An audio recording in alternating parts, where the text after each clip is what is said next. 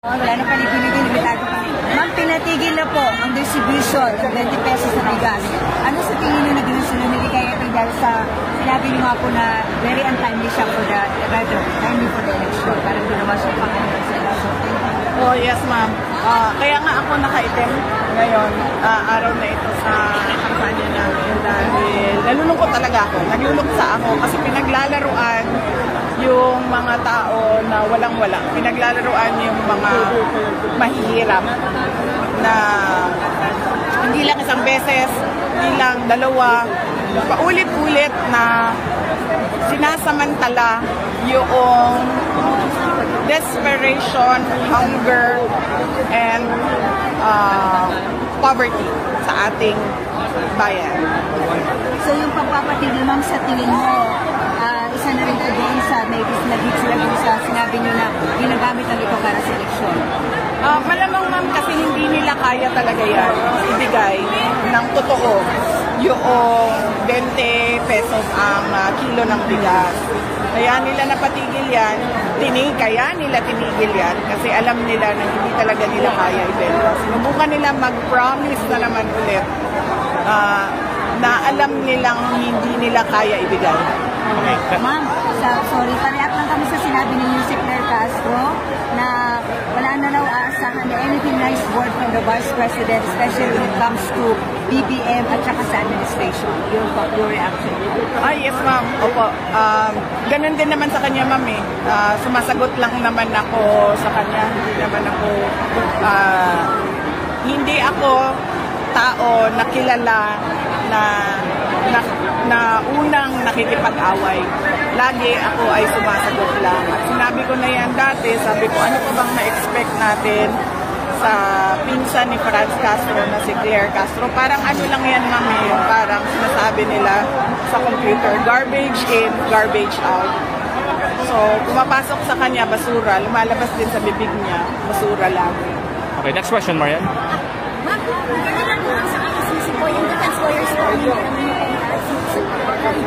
nag-formally challenge na po nila yung jurisdiction ng ICC po sa pag-arrest po yung PRD alleged crimes against humanity. They are appealing po na yung immediate release and i-nullify po yung kaso. What's your comment on that? And nagka-close niyo po si PRD? Napag-usapan yan noon ilang beses yung jurisdiction issue at ngayon ay nakalagay na officially sa ICC website yung pagbabasura ng kaso dahil sa kawalan ng jurisdiction ng ICC at sa immediate release ni Pangulong Duterte. Ma'am, yes. Nakapagpapos niyo na nito sa wala pa. Hindi pa siya. Ang huling tawag niya sa akin, ano ba ngayon? Friday. Ang huling tawag niya sa akin, Tuesday.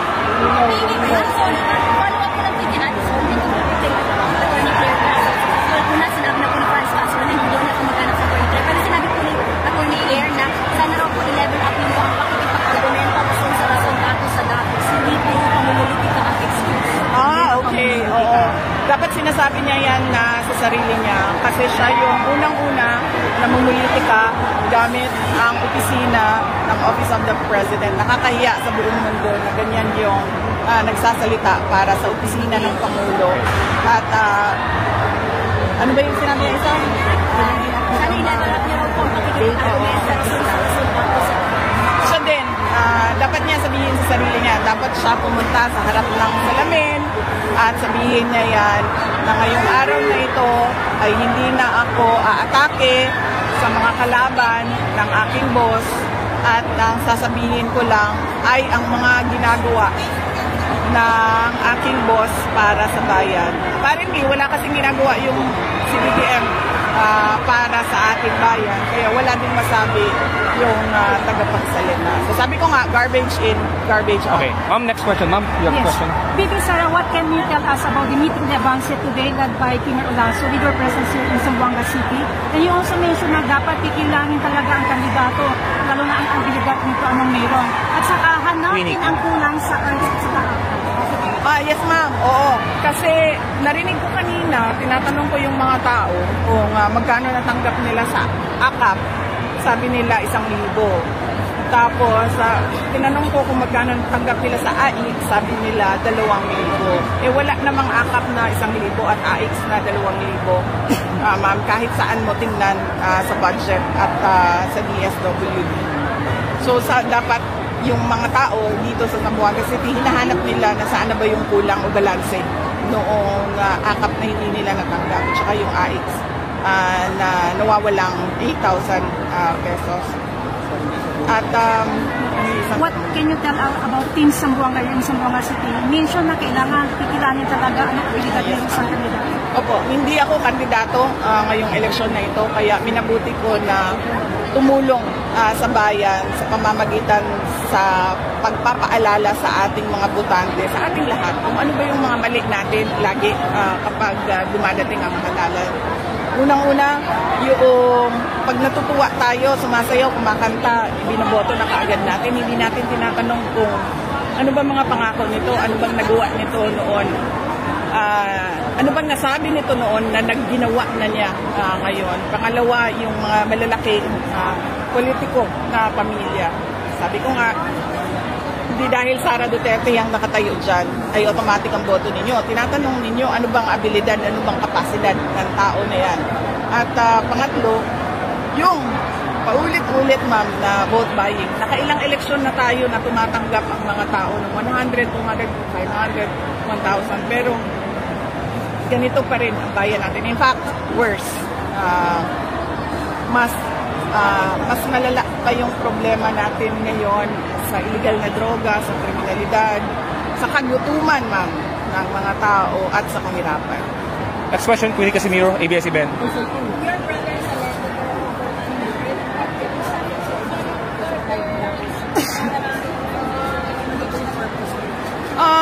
Hindi ko alam, ma'am, kung anong purpose nila. Pwede lang ako manghula kung ano yung purpose nila. Ang purpose nila, ma'am, is maggulo sa election namin sa Davao City. Okay, Alex. Ang mga sabi, mag-raise ang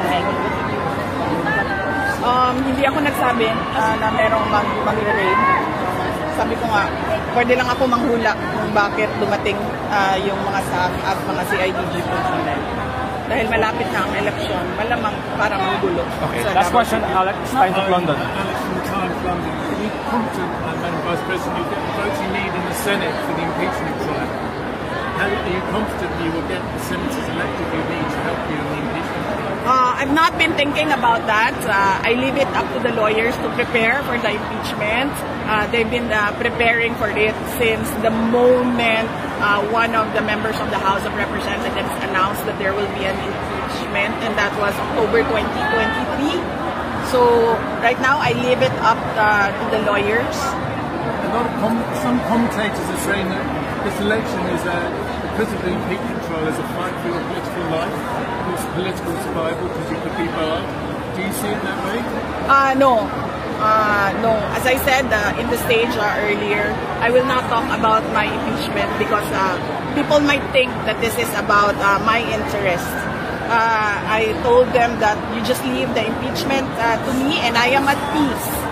I am at peace whatever the outcome of the impeachment trial will be, whether it be acquitted or guilty. I have already accepted that, the two possibilities.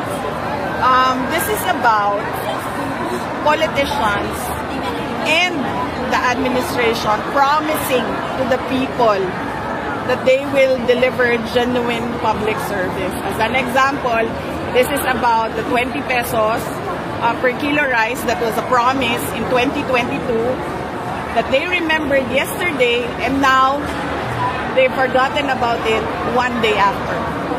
So this is about the hungry, the poor, and the oppressed. Okay, then. You mentioned kanina po sa stage about this big political rallies. What are your thoughts po sa pagpapasa ng isang anti-political rallies?